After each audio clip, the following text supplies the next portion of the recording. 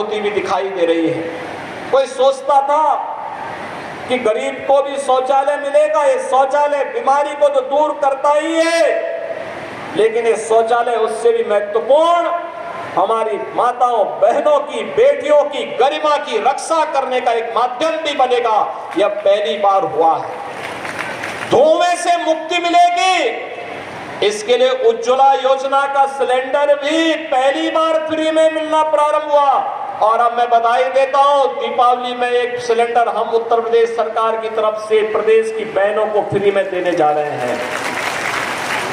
एक फ्री में आंख की रोशनी बनी रहेगी तो जान है जहान है, दृष्टि है तो सृष्टि है, और उस सृष्टि को देखने के लिए लंबे समय तक हमारी आंखें हमारा साथ दे, इसके लिए धुएं से मुक्ति व्यवस्था हम सब देने के लिए कृत संकल्पित हैं।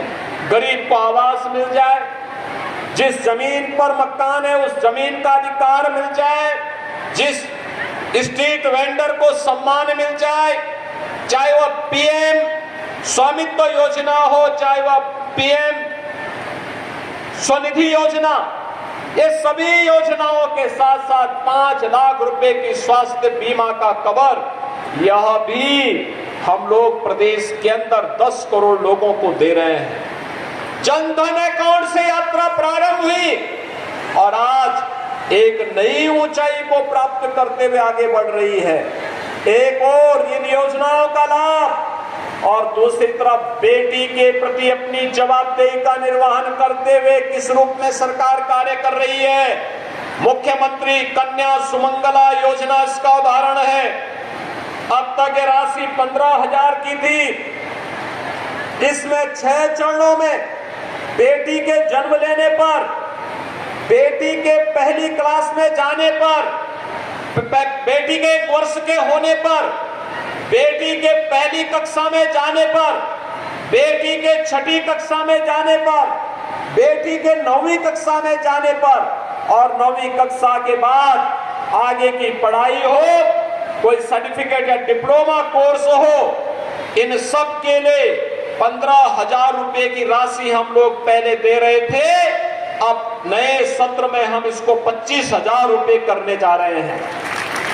बेटी शादी ब्याह के योग्य हो गई तो बेटी को 51,000 रुपए मुख्यमंत्री सामूहिक विवाह योजना में देने का प्रावधान किया गया है।